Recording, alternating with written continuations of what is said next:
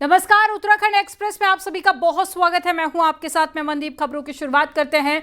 उत्तराखंड में पंचायत चुनावों के पहले चरण का मतदान शांतिपूर्वक पूरा हो गया है। सुबह 8 बजे से शाम 5 बजे तक वोटिंग हुई और शाम 4 बजे तक 55% मतदान पूरे राज्य में हो गए हैं।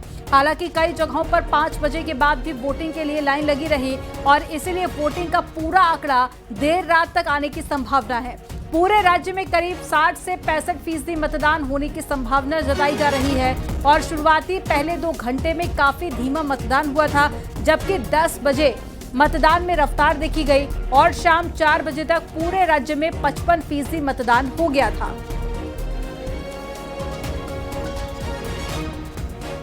तो एक बड़ी खबर आपको बता रहे हैं। हालांकि उम्मीद यह है कि 60 से 65%, जिसे एक अच्छा परसेंटेज माना जाता है, उतना मतदान पूरे राज्य भर में रहेगा। लेकिन फिलहाल अभी ऑफिशियल तौर पर इसे अनाउंस नहीं किया गया है, क्योंकि काफी लेट तक लंबी लंबी कतारें देखी गई थी पोलिंग बूथ के बाहर, इसलिए ये थोड़ा सा समय ज्यादा लग सकता है। लेकिन फिलहाल ये तस्वीरें आपके सामने, जब वोट कास्ट करने के लिए बड़ी संख्या में लोग पहुंचे थे और कई जगह पर शाम को 5 बजे के बाद में भी लंबी कतारें देखी गई और शांतिपूर्ण तरीके से मतदान संपन्न हो गया है। तो पंचायत चुनाव के लिए आज वोटिंग हुई और देर रात तक वोटिंग का पूरा आंकड़ा स्पष्ट हो जाएगा। चुनाव के पहले फेज का मतदान शांतिपूर्वक तरीके से संपन्न हो गया। 5 बजते ही पोलिंग स्टेशंस के गेट बंद कर दिए गए थे। जो कैंपस में थे उनकी कतारें देर शाम तक भी लगी रही और वो मतदान करते रहे। यही कारण है कि देर रात तक भी राज्य निर्वाचन आयोग फाइनल 5 बजे तक कितना मतदान हुआ उसके ठीक ठाक आंकड़े नहीं जुटा पाया था। लेकिन अनुमान लगाया जा रहा है कि फर्स्ट फेज का जो मतदान प्रतिशत है वो 60 से 65% के बीच रह सकता है। सभी की नज़र है 28 जुलाई पर और उसके बाद 31 जुलाई को मतगणना होगी। कैमरा पर्सन दीपक उपाध्याय के साथ सुनील नौप्रभात, न्यूज़ 18 देहरादून।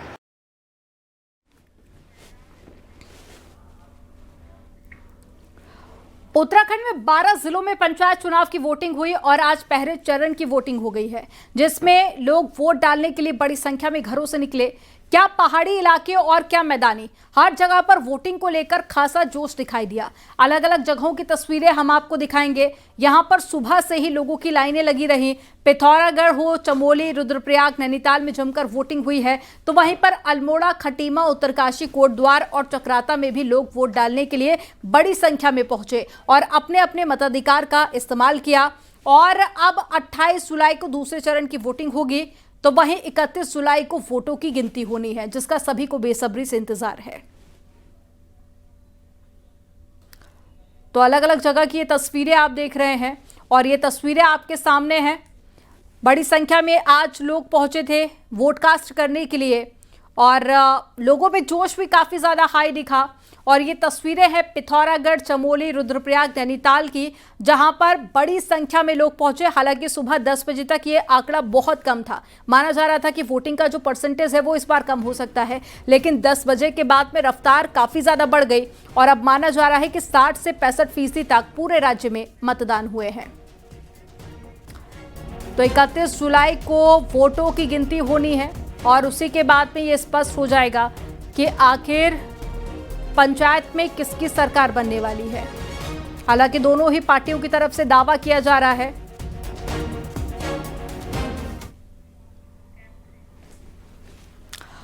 मुख्यमंत्री पुष्कर सिंह धामी ने अपने मां के साथ में खटीमा में अपने गांव में वोटिंग की।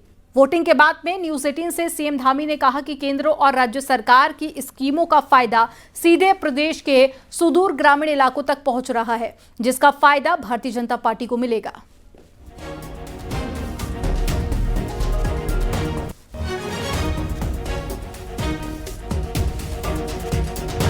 तो ये तस्वीरें आप देख रहे हैं मुख्यमंत्री पुष्कर सिंह धामी जब वोट कास्ट करने के लिए पहुंचे थे और सीएम के साथ में उनकी माताजी भी मौजूद थी। और सीएम की तरफ से ये दावा किया गया है कि भारतीय जनता पार्टी की कई ऐसी स्कीम है, वो केंद्र सरकार की हो या फिर राज्य सरकार की हो, जिसका सीधा फायदा प्रदेश के लोगों को मिल रहा है, जिसका असर भी अब रिजल्ट के वक्त मिलेगा। और उन्होंने कहा है कि भारतीय जनता पार्टी को इसका फायदा मिलना तय है, यानी कि वो ये दावा कर रहे हैं कि बीजेपी की सरकार बनेगी। साथ नगला तराई में खटीमा में वोट करने के लिए पहुंचे हुए हैं। हमारे साथ मुख्यमंत्री जी खुद मौजूद हैं। मुख्यमंत्री जी वोट करने के लिए पहुंचे हुए हैं परिवार के साथ, क्या ये लोकतंत्र का हमारा त्रिस्तरीय पंचायत चुनाव है और जो ग्राम सभाओं की और पंचायतों की सरकार है इस चुनाव के माध्यम से चुनी जाती है, इसलिए मैं भी अपना मतदान कर रहा हूं और मैं सभी से अपील करता हूं कि आदरणीय प्रधानमंत्री श्री नरेंद्र मोदी जी के नेतृत्व में आज हमारी पंचायतें, ग्राम सभाएं, सुदूरवर्ती हमारा कृषक, ग्रामीण क्षेत्र के रहने वाले लोग आज हर दृष्टि से वहां तक सुविधाएं पहुंची हैं और इसमें त्रिस्तरीय जो पंचायत हैं उनके प्रतिनिधि हैं, उनका बहुत बड़ा योगदान होता है केंद्र और राज्य सरकार की योजनाओं को और विकास की योजनाओं को ठीक प्रकार से धरातल पर उतारने के लिए। इसलिए मैं सभी से अपील करता हूं कि इस त्रिस्तरीय पंचायत चुनाव में अपना मत देकर इन त्रिस्तरीय पंचायतों को मजबूत करें। सर, पिछले दिनों नगर पालिका और नगर पंचायतों के चुनाव हुए थे तो बहुत अच्छी सफलता जो है उसमें पार्टी को मिली थी। उसी तरह की सफलता की उम्मीद जिला पंचायत के चुनाव में, ब्लॉक प्रमुख के चुनाव में उम्मीद कर रहे हैं। देखिए, यहाँ पर उत्तराखंड के अंदर जितने भी चुनाव हुए हैं 2014 में प्रधानमंत्री श्री नरेंद्र मोदी जी के बनने के बाद हर चुनाव में भारतीय जनता पार्टी को उत्तराखंड की जनता ने आशीर्वाद दिया है, जिताया है। इस चुनाव में भी निश्चित रूप से वो जिताएंगे और विकास का जो रथ है उसको तेज गति से आगे बढ़ाएंगे। बहुत धन्यवाद मुख्यमंत्री जी। मुख्यमंत्री पुष्कर सिंह धामी जो बता रहे हैं कि प्रधानमंत्री नरेंद्र मोदी और उनकी सरकार ने जिस तरीके के काम किए हैं उसका फायदा निश्चित तौर पर इन पूरे के पूरे पंचायत चुनावों में मिलने जा रहा है भारतीय जनता पार्टी को। शैलेंद्र नेगी, न्यूज़ 18 खटीमा। पौड़ी से खबर है जहां पर उत्तराखंड के पंचायती राज मंत्री सतपाल महाराज ने पंचायत चुनाव में अपने विधानसभा क्षेत्र के सेड़िया खाल में मतदान किया और लोगों से भी वोट करने की अपील की। तो तस्वीरें आपको दिखा रहे हैं, ये तस्वीरें आप देखिए। अपने मताधिकार का प्रयोग करें, मतदान अवश्य करें, अपने घरों से निकलें, गांव से निकलें और मतदान करें। अच्छे व्यक्तियों को जिता करके हम अपने गांव का, अपने क्षेत्र का, अपने जिले का विकास करेंगे।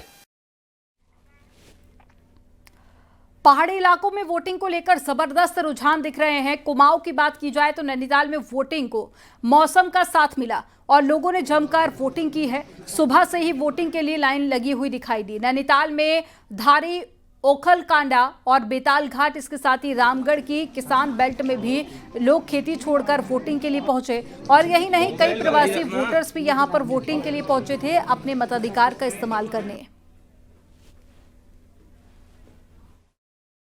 सबसे पहले अगर गांव में विकास होगा तो तभी आगे भी विकास होता रहेगा ना।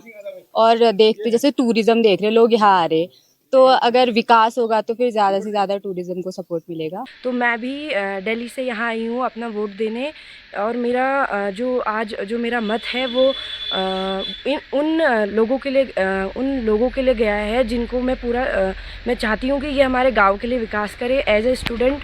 देखिए, पंचायतों की जो चुनाव हुआ है काफ़ी अच्छा मतदान हुआ है क्योंकि कैंडिडेट काफ़ी लड़े हुए हैं। एक गांव से 2-2, 3-3 लड़े, तो जब छोटा चुनाव होता है तो मतदान भी अच्छा होता है। तो करीब 80% से ऊपर मतदान जा रहा है। मौसम ने भी साथ दिया है तो वोट भी जमकर बरसे हैं। हालांकि असल लड़ाई अब शुरू होती है जिला पंचायत अध्यक्ष से लेके ब्लॉक प्रमुख तक के लिए।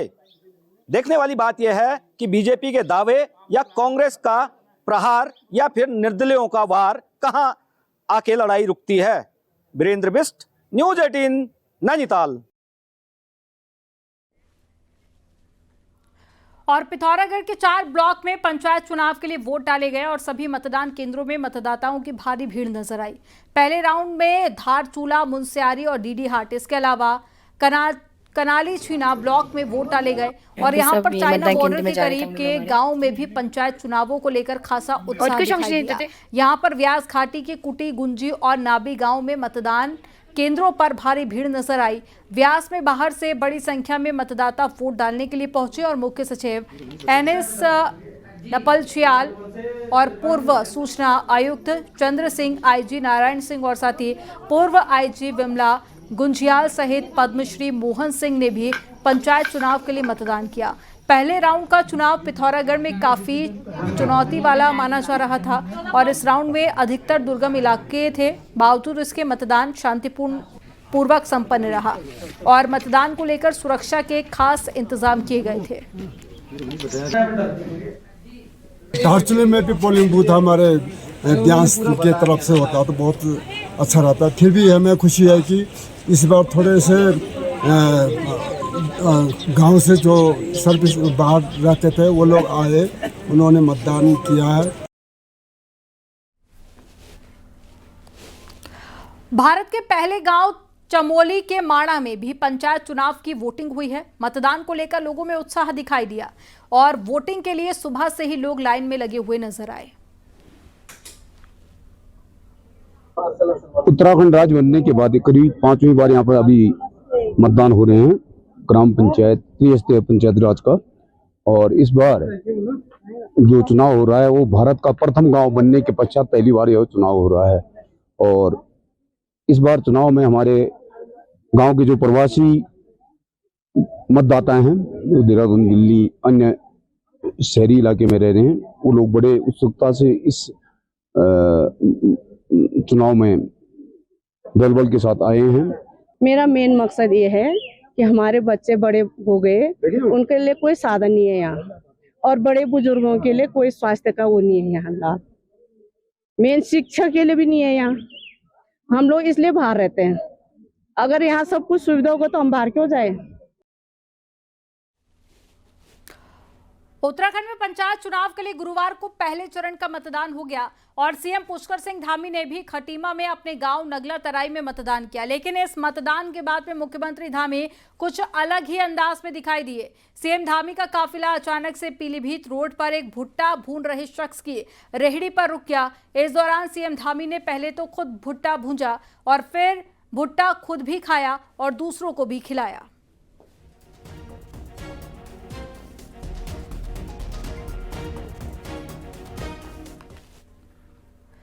सीएम धामी ने खटीमा में भारामल मंदिर में दर्शन किए, भगवान शिव का जलाभिषेक किया और मंदिर में बैठक कर माला से मंत्र का जाप किया।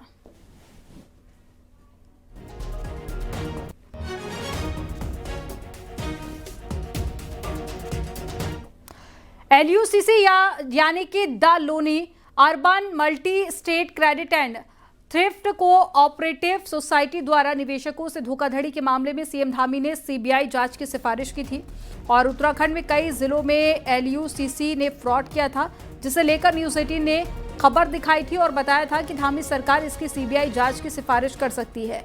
राज्य के पुष्कर सिंह धामी सरकार ने LUCC मामले में CBI जांच की सिफारिश की है और सीएम धामी इस पूरे मामले में पहले से ही सख्त रही है और लगातार LUCC मामले पर कार्रवाई होती रही है। लिहाजा अब धामी सरकार ने CBI जांच की सिफारिश की है और इस पूरे मामले में आरोपियों ने देश भर की तरह ही उत्तराखंड में भी फर्जी सहकारी समिति बनाकर निवेशकों से रकम दोगुना करने के नाम पर जमकर रकम जमा कराई और बाद में करोड़ों रुपए लेकर फरार हो गए। उत्तराखंड में अभी तक कंपनी के 9 लोग गिरफ्तार किए जा चुके हैं। यही नहीं, देहरादून, पौड़ी, उत्तरकाशी, टिहरी और रुद्रप्रयाग में कंपनी के नाम पर कुल 13 मुकदमे दर्ज किए गए हैं।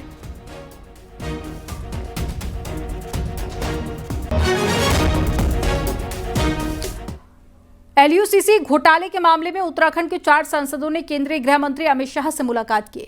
बीजेपी के राष्ट्रीय मीडिया प्रमुख और साथ ही गढ़वाल सांसद अनिल बलूनी के साथ में हरिद्वार सांसद त्रिवेंद्र सिंह रावत, नैनीताल सांसद अजय भट्ट और टिहरी सांसद माला राज्य लक्ष्मी ने अमित शाह से मुलाकात की। सभी सांसदों ने LUCC फ्रॉड के मामले में इसके प्रमोटर्स पर कड़ी से कड़ी कार्रवाई करने की मांग की है ताकि पहाड़ के लोगों को उनके खून पसीने की कमाई वापस दिलाई जा सके। सांसदों ने गृह मंत्री शाह से आग्रह किया है कि LUCC फ्रॉड के मामले में उनके प्रमोटर्स को इंटरपोल की मदद से भारत वापस लाया जाए और कड़ी सजा दी जाए। अनिल बलूनी ने बताया कि गृह मंत्री शाह ने इस पर कड़ा एक्शन लेने का भरोसा दिया है।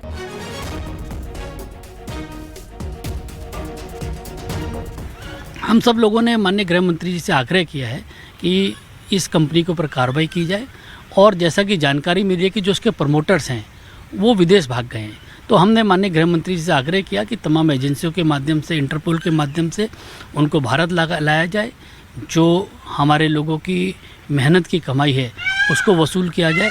साथ ही ऐसा उदाहरण भी पेश किया जाए कि इस प्रकार से ठगी करने वाले लोगों पे कठोर कार्रवाई हो। 400 उठक बैठक की सजा, अस्पताल की 18 रातें और वो सपना जिसे मेघालय से देहरादून लेकर पहुंचा था युवक, अब वो शायद अधूरा रह जाएगा। शिक्षा देने वाली जगह जब सजा की जगह बन जाए तो सपने पूरे नहीं टूटते दिखते हैं। और इसी की एक कहानी है वर्गव वर्मन की। क्या है ये पूरा मामला, आपको एक रिपोर्ट में दिखाते हैं।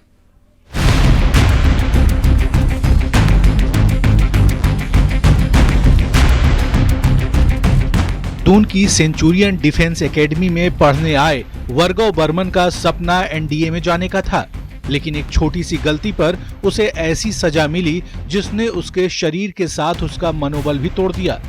टीचर ने उससे जबरन 400 उठक बैठक लगवाई, जिससे उसकी तबीयत इतनी बिगड़ी कि अस्पताल में 18 दिन भर्ती रहना पड़ा। ये घटना 4 जुलाई की है। क्लास में बात करने पर शिक्षक जय ने वर्गव और उसके दोस्त को बाहर बुलाया। सहपाठी को छोड़ दिया गया, लेकिन वर्गव से जबरन पूरी 400 उठक बैठक करवाई। अगले दिन उसकी पीठ और घुटनों में सूजन आ गई और वो बिस्तर पर पड़ गया। डर के मारे छात्र ने परिवार को कुछ नहीं बताया। दर्द निवारक दवाओं से काम चलाता रहा, लेकिन जब हालत बिगड़ गई तो पिता मंजीत बर्मन, जो कि एक भारत सरकार के स्वास्थ्य मंत्रालय में फायर फाइटर हैं, देहरादून पहुंचे। उन्होंने एकेडमी को ईमेल कर शिक्षक पर कार्रवाई की मांग की, लेकिन जवाब में सिर्फ माफीनामा मिला। इस महीने मुझे मेरे टीचर जय सर ने बात करते हुए पकड़ लिया था मैथ्स पीरियड में, और बात करते हुए पकड़े जाने पर उन्होंने मुझे आगे बुलाया। मुझे और मेरे दोस्त को आगे बुला के हमसे पूछा गया कि क्या बात कर रहे थे, तो हमने उस टॉपिक को लेकर सर को बता दिया और उस बात पे सर ने मुझसे 400 सेटअप लगवाए और उसकी वजह से मेरा नी का कार्टिलेज टेयर हो गया। वहीं पीड़ित पिता ने शिलोंग में 0 एफआईआर दर्ज करवाई, जो मामला बाद में देहरादून ट्रांसफर हुआ और थाना वसंत विहार में शिक्षक जय के खिलाफ मुकदमा दर्ज कर लिया गया। अब पुलिस जांच में जुटी है कि आखिर ये सजा छात्र को क्यों दी गई और किसके कहने पर। ये मुकदमा 0 एफआईआर में पंजीकृत हुआ है शिलोंग मेघालय में। वहाँ से ये हमारे बसंत विहार थाने यहाँ 21 जुलाई 2025 को आया। यहाँ हमारे द्वारा उस मुकदमे का संज्ञान लेके यहाँ मुकदमा जो था उसे अपराध क्रमांक दिया गया है, और साथ ही साथ जो सीसीटीवी फुटेज है उस कोचिंग इंस्टीट्यूट के, उसमें भी हमारे द्वारा पत्राचार किया गया है। देहरादून देश की सैन्य राजधानी माना जाता है। यहाँ इंडियन मिलिट्री एकेडमी की मौजूदगी की वजह से बीते कुछ सालों में सैकड़ों डिफेंस कोचिंग इंस्टीट्यूट खुले हैं, लेकिन इनमें से कई लगातार विवादों में रहते हैं। वहीं न्यूज़ 18 ने एकेडमी से बातचीत करने की कोशिश की, लेकिन एकेडमी से किसी भी प्रकार का संपर्क नहीं हुआ। सत्येंद्र बर्थवाल, न्यूज़ 18, देहरादून।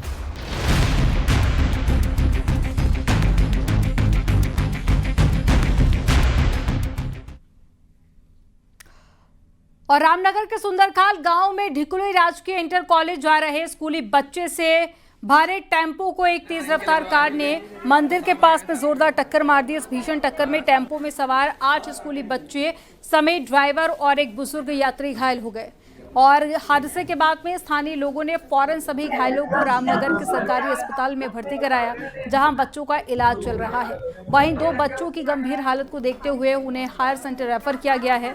और प्रत्यक्षदर्शियों के मुताबिक ये दुर्घटना उस समय हुई जब टेम्पो ड्राइवर बच्चों को लेकर सुंदरखाल के ढिकुली के जीआईसी इंटर कॉलेज की तरफ जा रहा था। तभी गारचुआ मंदिर के पास में रॉन्ग साइड से आ रही कार ने टेम्पो को टक्कर मार दी, जिसमें 8 बच्चे घायल हो गए।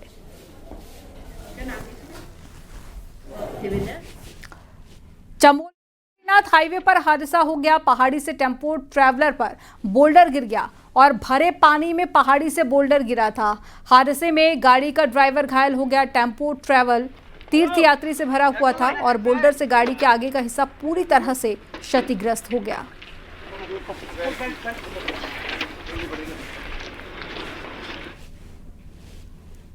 उत्तराखंड में केदारनाथ के बाद में अब बद्रीनाथ और आदि कैलाश के लिए हेलीकॉप्टर सर्विस शुरू करने की तैयारी की जा रही है। मुख्यमंत्री धामी ने इसके आदेश दे दिए हैं और जल्द ही तीर्थयात्रियों को हेलीकॉप्टर की शटल सर्विस मिलने जा रही है। आपको रिपोर्ट दिखाते हैं।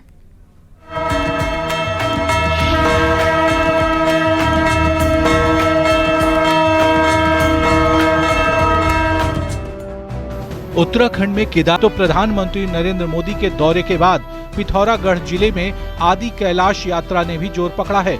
इसी को देखते हुए बद्रीनाथ और आदि कैलाश के लिए हेलीकॉप्टर शटल सर्विस शुरू करने की तैयारी है, ताकि बॉर्डर से सटे इन दोनों धामों में आसानी से यात्री पहुंच सकें।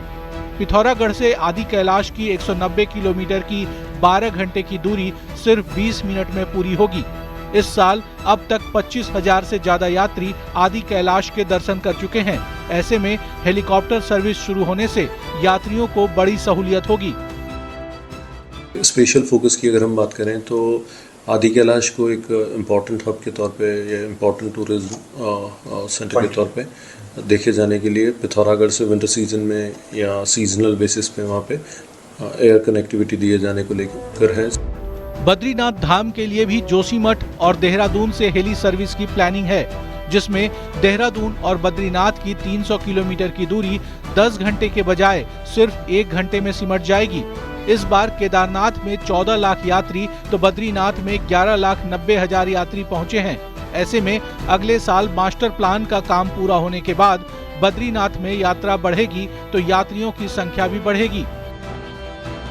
इसके अतिरिक्त बद्रीनाथ को भी हम लोग शटल के लिए ट्राई कर रहे हैं कि बद्रीनाथ धाम को भी हम कनेक्ट कर सकें जोशीमठ से, और देहरादून जोशीमठ को भी उसमें इंक्लूड करने का प्रयास किया जाए। केदारनाथ में हर साल 1.5 लाख से ज्यादा यात्री हेलीकॉप्टर से यहां धाम तक पहुंचते हैं, जबकि यहां घाटी में हालात बेहद कठिन हैं। लेकिन बद्रीनाथ और आदि कैलाश का हेलीकॉप्टर रूट इतना मुश्किल भरा नहीं है। ऐसे में देश दुनिया के यात्री हेलीकॉप्टर से यहां तक पहुंच सकें, इसी प्लान पर सिविल एविएशन डिपार्टमेंट काम कर रहा है। दीपांकर भट्ट, न्यूज़ 18, देहरादून।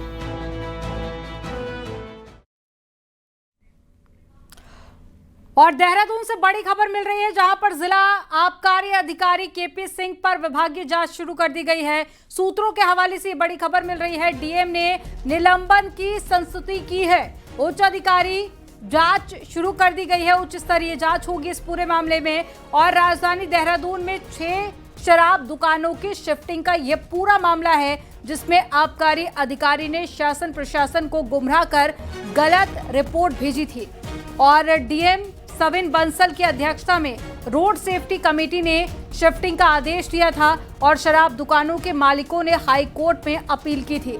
अपील पर भ्रामक रिपोर्ट तैयार कर आबकारी अधिकारी ने कोर्ट में भेजी थी।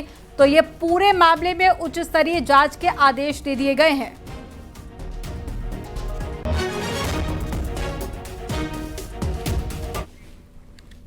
यहां रुकेंगे एक छोटे से ब्रेक के लिए। आप देखते रहिए न्यूज़ 18।